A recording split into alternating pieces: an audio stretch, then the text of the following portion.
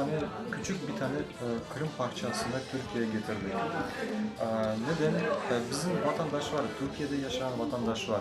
Onu bizim Kırım'daki nasıl yaşayış olanı, bizim adetlerimizi unutmadan için bunu hepsini gösterdik, buraya getirdik ve adamlarda biraz çok rahatlık olsun, beğensin, bizim geçen zamanlarını hatırlasın.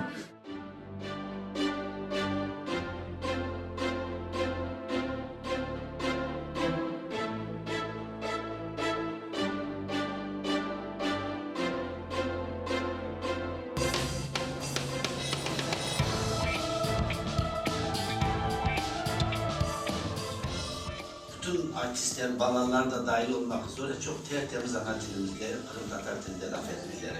Daha büyük olan yaşlar oturup baksınlar Kırım Tatarca nasıl laf edilir, öğrensinler. Bunlara bakkanda ben bütün şeyine baktım, çok temiz bir aksan, tel yapısı, senaryosu, şeyle filan.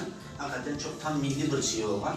Ondan dolayı büyük bir gururla, kıvançla seyrettim. Tebrik ederim, Allah razı olsun. Kırım Tatar kültürünü çok güzel ifade etmeleri beni çok duygulandırdı. Bence Kırım'a yapılabilecek en güzel yardım bu tür şeyler.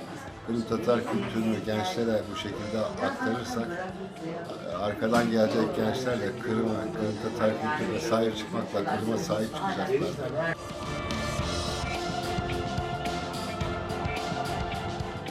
Çok sevindim. Seyrettiğime çok sevindim. Beni çok mutlu etti. Gerçekten de başarılı buldum. Çok profesyonel iş çıkartmışsınız.